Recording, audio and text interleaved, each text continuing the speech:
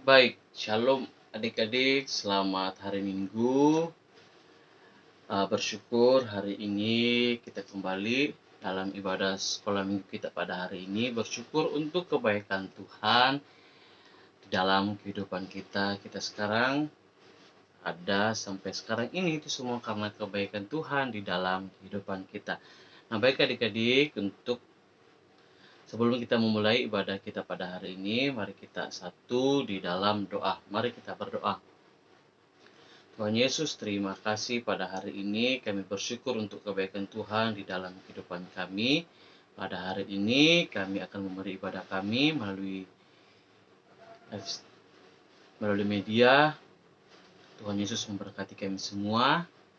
Menyerahkan ibadah kami dari awal sampai selesainya. Ini doa kami di dalam nama Tuhan Yesus. Haleluya. Amin.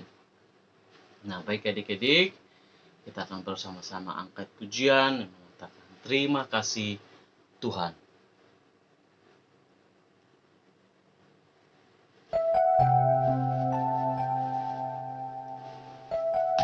Dengan sikap berdoa, kita angkat pujian ini, kita naikkan ucapan syukur kita kepada Tuhan.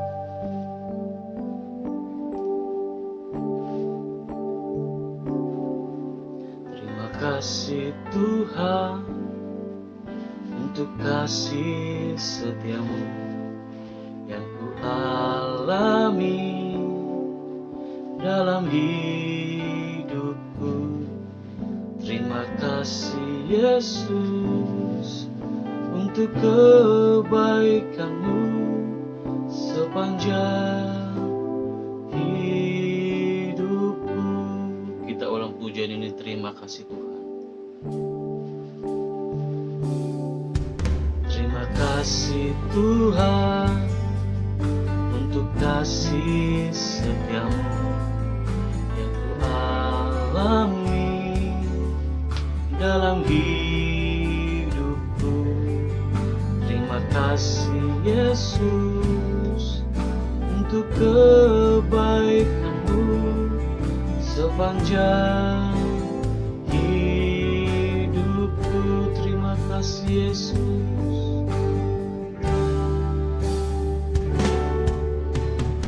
Terima kasih Yesusku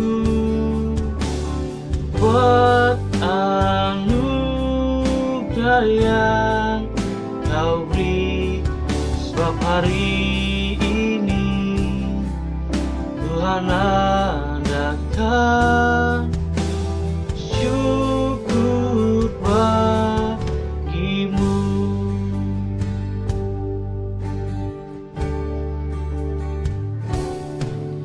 Terima kasih Tuhan untuk kasih setiamu yang ku alami dalam hidupku. Terima kasih Yesus untuk kebaikanmu sepanjang hidupku. Terima kasih Yesus. Terima kasih Yesusku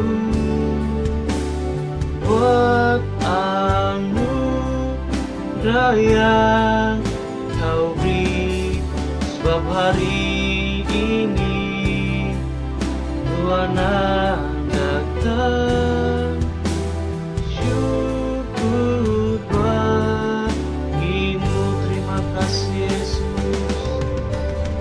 Terima kasih Yesusku buat anugerah yang kau beri, sebab hari ini Tuhan adakan syukur bagimu. Sebab hari ini, sebab hari ini Tuhan adakan syukur bagimu. Sebab hari ini Sebab hari ini Tuhan adakan syukur bagimu. Puji Tuhan, baik adik-adik, kita akan masuk di dalam pemberitaan firman Tuhan kita pada hari ini.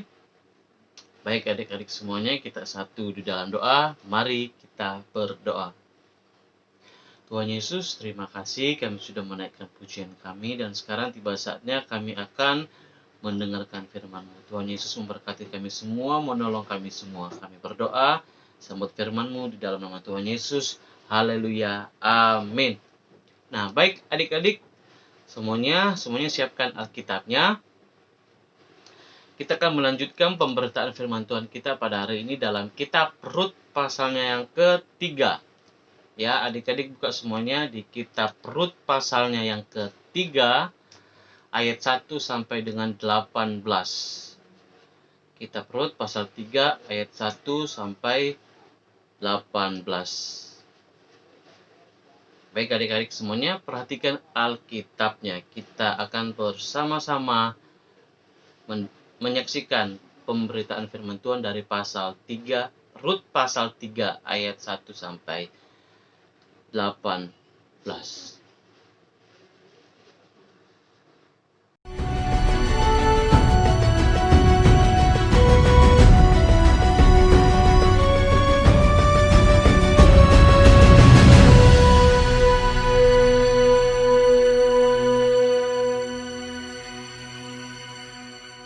Kitab Rut. Lalu Naomi, mertuanya itu, berkata kepadanya, "Anakku, apakah tidak ada baiknya jika aku mencari tempat perlindungan bagimu supaya engkau berbahagia? Maka sekarang, bukankah Boas yang pengerja-pengerjanya perempuan telah kau temani itu adalah sanak kita? Dia pada malam ini menampi jelai di tempat pengirikan. Maka mandilah dan beruraplah. Pakailah pakaian bagusmu dan pergilah ke tempat pengirikan itu. Tetapi janganlah engkau ketahuan kepada orang itu sebelum ia selesai makan dan minum. Jika ia membaringkan diri tidur, haruslah engkau perhatikan baik-baik tempat ia berbaring. Kemudian datanglah dekat, singkapkanlah selimut dari kakinya dan berbaringlah di sana. Maka ia akan memberitahukan kepadamu apa yang harus kau lakukan." Lalu kata Rut kepadanya, "Segala yang kau katakan itu akan kulakukan." Sesudah itu, pergilah ia ke tempat pengirikan, dan dilakukannya lah tepat seperti yang diperintahkan mertuanya kepadanya. Setelah Boas habis makan dan minum, dan hatinya gembira, datanglah ia untuk membaringkan diri tidur pada ujung timbunan jelai itu. Kemudian datanglah perempuan itu dekat dengan diam-diam. Disingkapkannya lah selimut dari kaki Boas, dan berbaringlah ia di situ. Pada waktu tengah malam, dengan terkejut terjagalah orang itu. Lalu meraba-raba ke sekelilingnya, dan ternyata ada seorang perempuan berbaring di sebelah kakinya. Bertanyalah ia, "Siapakah engkau ini?" Jawabnya, "Aku Rut, hamba-Mu. Kembangkanlah kiranya sayap-Mu melindungi hamba-Mu ini. Sebab engkaulah seorang kaum yang wajib menebus kami." Lalu katanya, "Diberkatilah kiranya engkau oleh Tuhan, ya anakku. Sekarang engkau menunjukkan kasih-Mu lebih nyata lagi daripada yang pertama kali itu. Karena engkau tidak mengejar-ngejar orang-orang muda, baik yang miskin maupun yang kaya. Oleh sebab itu anakku, janganlah takut. Segala yang kau katakan itu akan kulakukan kepadamu. Sebab setiap orang dalam kota kami tahu bahwa engkau seorang perempuan baik-baik. Maka sekarang, memang aku seorang kaum yang wajib menebus. Tetapi, walaupun demikian, masih ada lagi seorang penebus yang lebih dekat daripadaku. Tinggallah di sini malam ini. Dan besok pagi, jika ia mau menebus engkau, baik, biarlah ia menebus. Tetapi jika ia tidak suka menebus engkau, maka akulah yang akan menebus engkau. Demi Tuhan yang hidup, berbaring sajalah tidur sampai pagi. Jadi berbaringlah ia tidur di sebelah kakinya sampai pagi. Lalu bangunlah ia sebelum orang dapat kenal mengenal, sebab kata Boas, janganlah diketahui orang bahwa seorang perempuan datang ke tempat pengirikan. Lagi katanya, berikanlah selendang yang engkau pakai itu dan tadahkanlah itu. Lalu ditadahkannya selendang itu. Kemudian ditakarnyalah 6 takar jelai ke dalam selendang itu. Sesudah itu pergilah Boas ke kota. Setelah perempuan itu sampai kepada mertuanya, berkatalah mertuanya itu, Bagaimana anakku? lalu diceritakannya semua yang dilakukan orang itu kepadanya, serta berkata, Yang 6 takar jelai ini diberikannya kepadaku. Sebab katanya, engkau tidak boleh pulang kepada mertuamu dengan tangan hampa. Lalu kata mertuanya itu, Duduk sajalah menanti anakku, sampai engkau mengetahui bagaimana kesudahan perkara itu. Sebab orang itu tidak akan berhenti sebelum diselesaikannya perkara itu pada hari ini juga.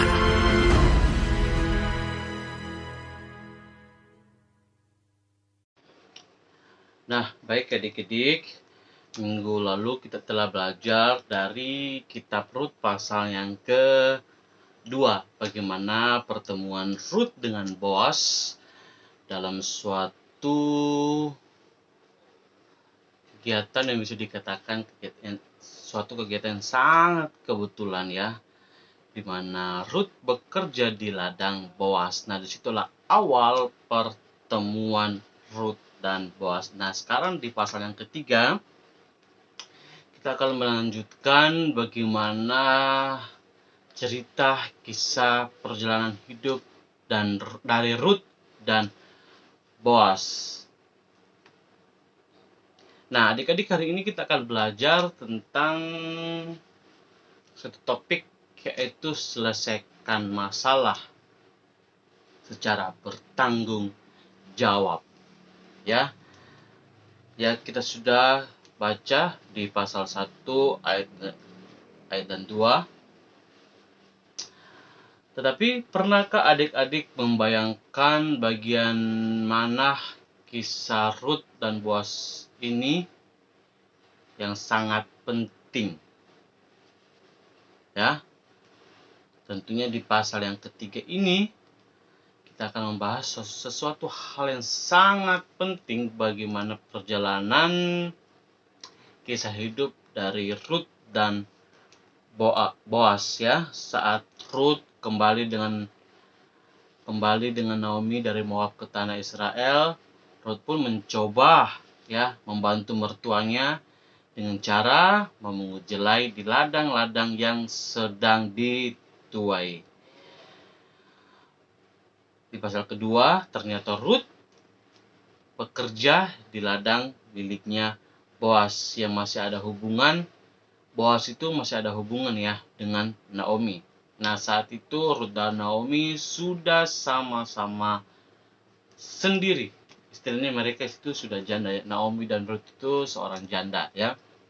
Walaupun Rut bisa dikatakan masih sangat muda ya. Oleh karena itu, Naomi pun menyarankan agar Rut mencoba mencari perlindungan.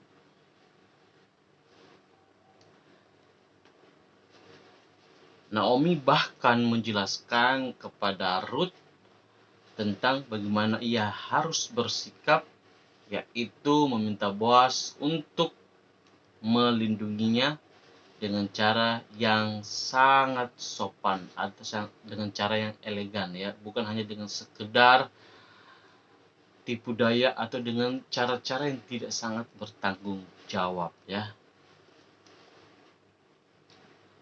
Ruth adalah tipe perempuan yang sangat taat, ya. Ia melakukan dengan persis apa yang Naomi katakan kepadanya.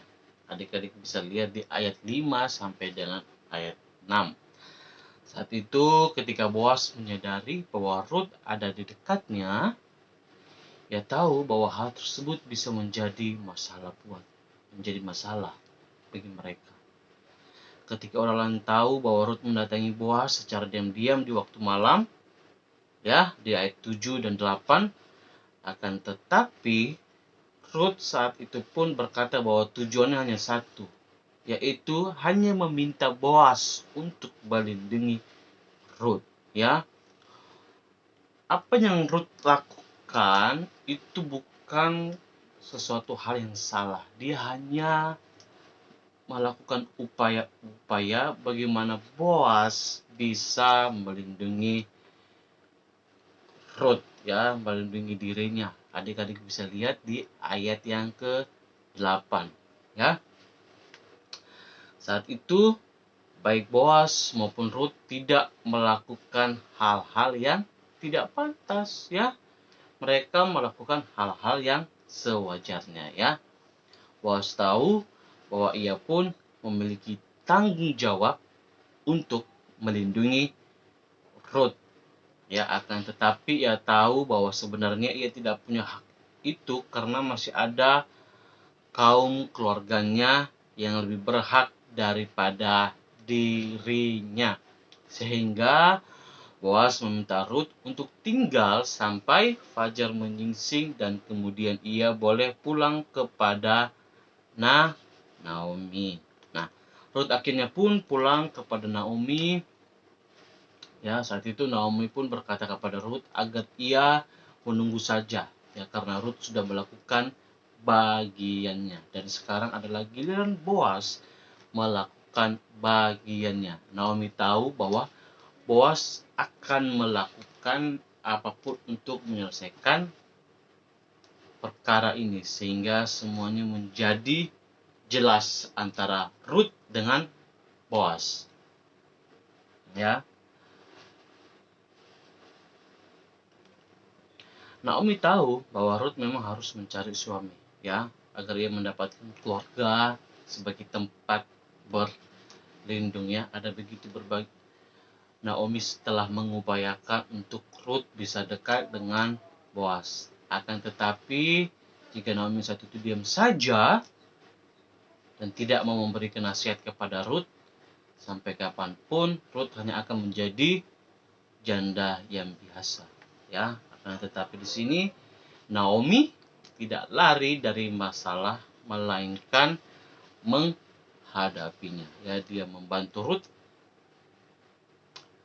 untuk bagaimana bisa Ruth bersama-sama dengan Boaz, ya. Oleh karena itu Naomi mau mencoba menyelesaikan masalah ini. Ia pun memberikan nasihat kepada Ruth untuk melakukan tindakan yang adik-adik sudah lihat, ya, di ayat-ayat berikutnya, di ayat-ayat tadi, ya.